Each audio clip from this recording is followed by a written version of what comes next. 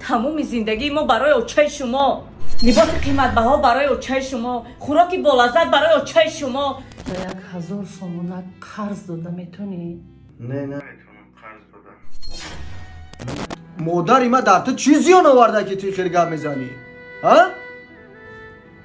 رجب علی ایبرانی کودک بیمار شد، چیکار کردن در کنه؟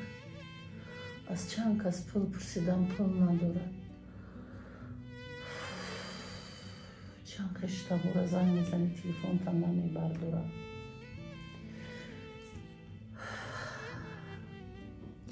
خیلی خداوند بزرگ است، از ناامیدی میگه بس امیده.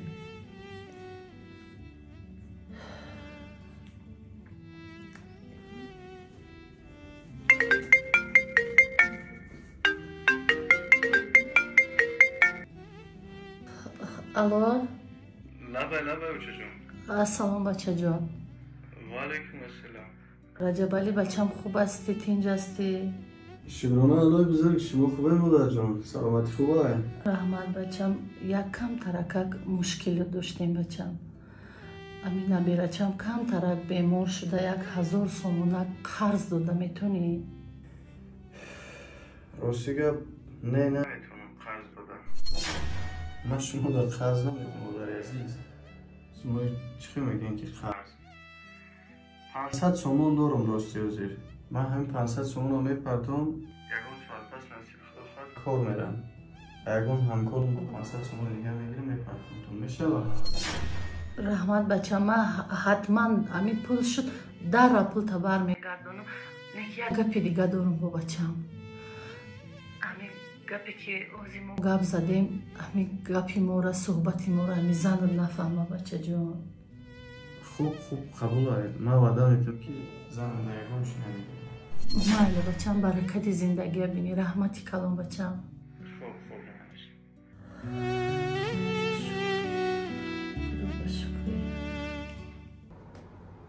مردک لا بزنم. اینجا بیاین. لا بزنم گوشتار. چرا من نفهمم؟ باز اوچتون بود؟ باز چی میگفت؟ تمام زندگی ما برای اوچه شما، لباس قیمت بها برای اوچه شما، خوراکی بالازد برای اوچه شما. یک چیزی با مزه خانه بیارید، ها برای اوچم، برای اوچه جانم. زر و زیور کیلوواری ها برای اوچه جان. باز چی میخواهد؟ باز چی میگفتن؟ باز چی میگفت؟ اصلا میماند همه زندگی کنیم یا نه؟ باز داروهاش تمام شده است. باز چی میگفتن؟ ای نوشکر. دوستان عزیز، یک لحظه با دقت خواهران، مادران و اپاجونکا میرسونم که شرکت فابرلیک برای شما شرایط خوبی کاری را فراهم آورده که شما میتونید در خونه‌تون استیکر کرده تلویزیون تماشا کنین و کار و فعالیتتون از طریق تلفن پیش برده ما با ما معاشای خوبی به دست بیارین. برای به کار قبول شدن شما در دیپلم لازم نیست، زبان‌های خارجی را دانستن لازم نیست. نفرایی که در کارخانه‌های دولتی یا دیگر کارخانه‌ها کار میکنین 100% در شرکت فابرلیک دپلنی تلی میتونه که با کار کنین پول به دست بیارین. دانشجو دخترکا شما را هم 100% میتونه که کار کنین. برای با کار قبول شدن چیکار میکنین؟ رقمای بالای اکران اپای ما دیرکتری شرکت فابرلیک، استارش دیرکتر اپای روبیا جان. این رقمای واتساپ شما موندگی همین اپاجونک در واتساپ شو سخن میکنیم. سلام علیک، اینو رجب علی ایبرانی مینویسیم.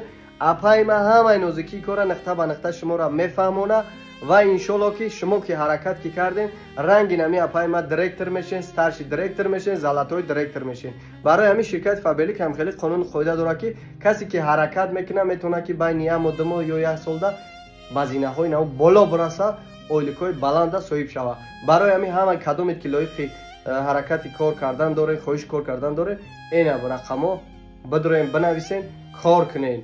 اصلا میماند همه زندگی کنیم یا نه؟ باز داروهاش تمام شده است. باز چی میگفتن؟ ای نوشکر، ترا در حیات چی نمیرسه؟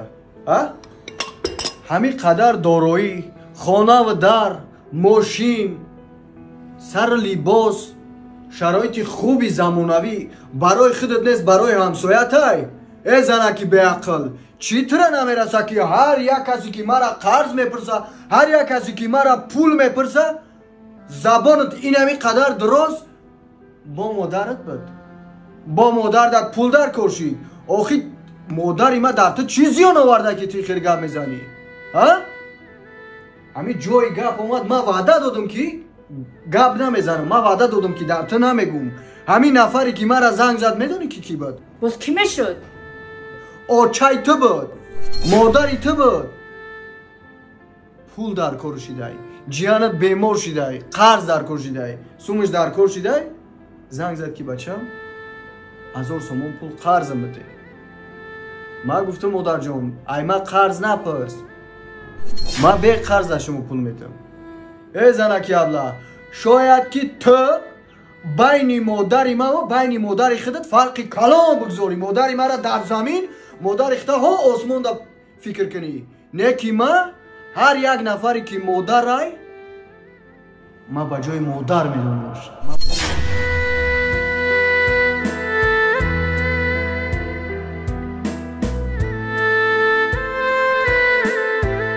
رجب علی ایبرانی.